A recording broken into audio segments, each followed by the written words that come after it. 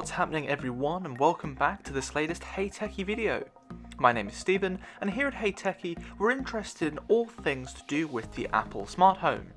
Now, if that sounds like the kind of content that you're into, and you're new here, make sure you go ahead now and hit that subscribe button, and hit the bell icon too, so you never miss a video. In my last video, I unboxed and reviewed the IKEA shortcut buttons, which I had been eagerly anticipating for several months. Alongside the shortcut buttons in the IKEA Home Smart app's latest update, IKEA also added HomeKit functionality to their pre-existing Trådfri motion sensor. So I've had a week or so now to play around with it, so it's time for a video. Let me show you exactly what it can do. Having long been a staple part of the IKEA Home Smart range, I was initially unwilling to purchase this device because I, like many others, wanted to use IKEA's range as the gateway to an affordable beginner smart home. Because the motion sensor was incompatible with HomeKit, it made little sense for me to pick one up because it just wouldn't do what I wanted it to do.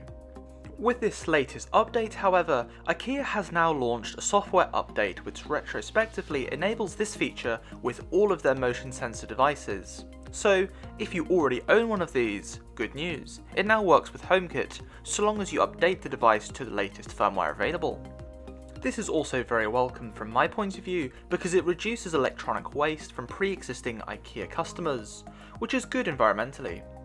IKEA probably could have charged for an updated version of this product, or charged for a HomeKit update, but they haven't, so hats off to them there. At the time of recording in March 2021, the motion sensor is available directly from IKEA for around £12. As always, the motion sensor comes in IKEA's trademark minimalist packaging, and highlights, like all other smart home products for IKEA, that it runs using Zigbee. Inside the box, we find the motion sensor itself encased within a plastic bubble, as well as a mounting sticky strip for the back. There's also 2 button batteries which power the device. There's some paperwork as well for the warranty and all that kind of thing, but there's nothing too important here since the device is set up using the app, and I really question why IKEA includes this paperwork. The device itself is pretty small and is about 7 centimeters or 2.8 inches long and about 5 centimeters or 2 inches wide. It's made from an entirely plastic shell casing with the motion sensor located quite clearly here on the front. In order to install the batteries, you'll need to pop open the back, which can be pretty tricky to do by hand, so I recommend using a small metal tool to do this. Once you've done that, you'll see that you'll need to take a small Phillips head screwdriver to install the 2 button batteries.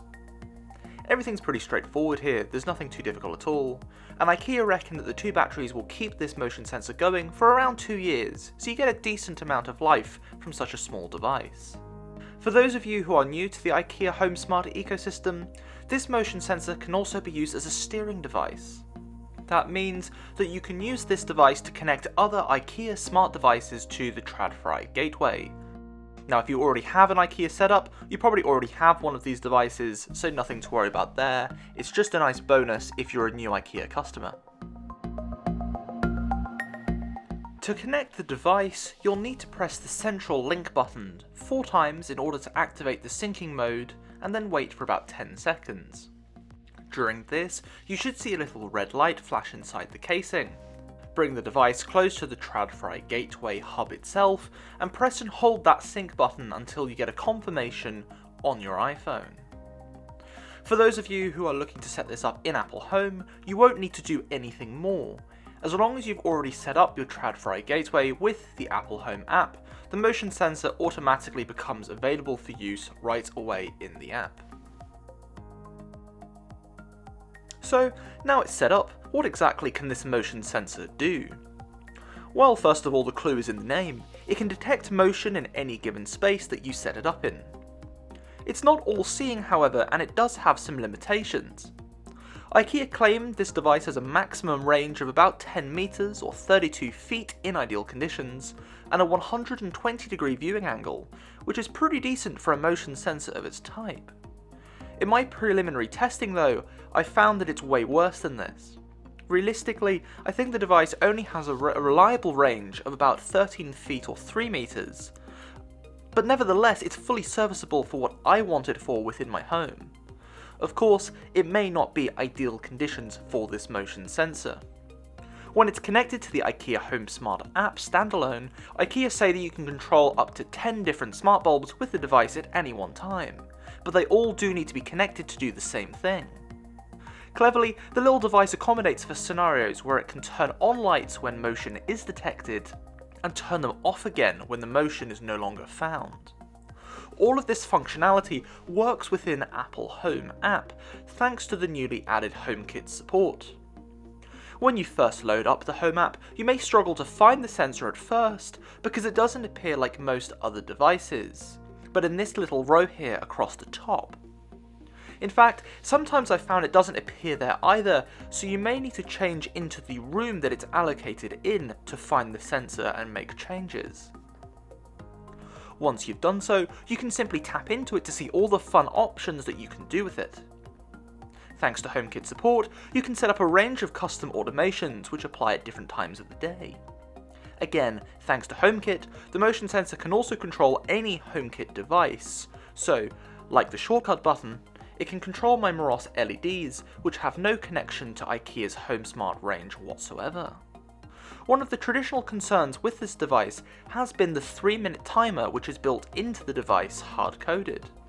In other words, once motion has been detected, after 3 minutes the light which is controlled by the device will turn off again, unless of course more motion is detected. Now, older motion sensor devices from IKEA had an adjustable switch for this between 1 and 10 minute options, but IKEA have removed this option with their more recent updated devices. This of course has security ramifications too. I wouldn't recommend this motion sensor device for anything security related because of this, because after the motion sensor is first triggered, the device itself won't look for motion again for another 3 minutes. It's okay though if you want a light to come on as you enter a room. I think that's ultimately what this product is designed for.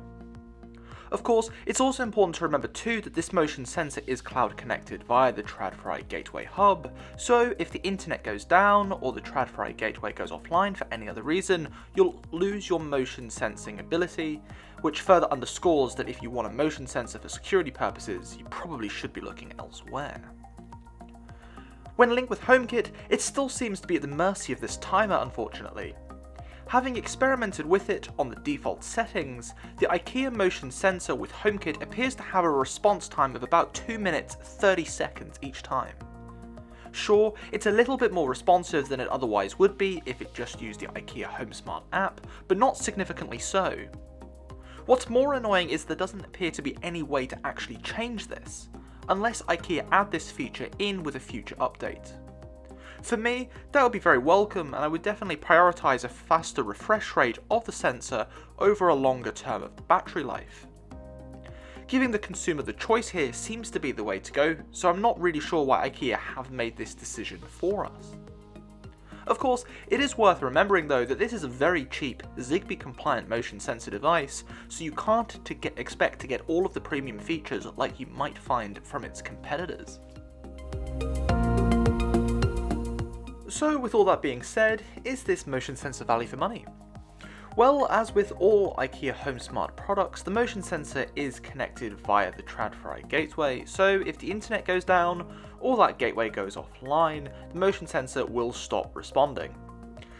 For this reason, I really find it hard to recommend this device for security purposes, but if you just want your light to come on and off anytime you're in a given room, or to trigger certain things at different times of day, again with lighting within the home, I think you'd be hard pressed to beat this device. It's well worth it for the price. It is a Zigbee compliant motion sensor for in and around £10. Really, you're probably not going to do all that much better. The fact this cheap device now supports HomeKit, and through HomeKit it can control not just IKEA devices, but a wide range of HomeKit supported devices, is an absolute game-changing addition, and if you have an IKEA setup, or are thinking about starting one, this motion sensor might be a great addition to your fledgling smart home. Just don't expect the more premium features that you could find from its competitors at double the price. So there you have it, that's the IKEA motion sensor. What do you make of it? Do you think they're worthwhile, or is the 3-minute inbuilt timer a turn off for you? I want to hear your thoughts, let me know in the comments down below. If you've enjoyed this video, make sure to go ahead and pop this video a thumbs up. Leave a comment down below telling me why you liked it, and if you haven't done so, don't forget to subscribe and hit that notification bell so you never miss a video.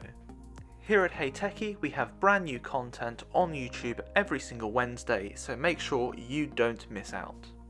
Until next time then, I've been Stephen for Hey Techie.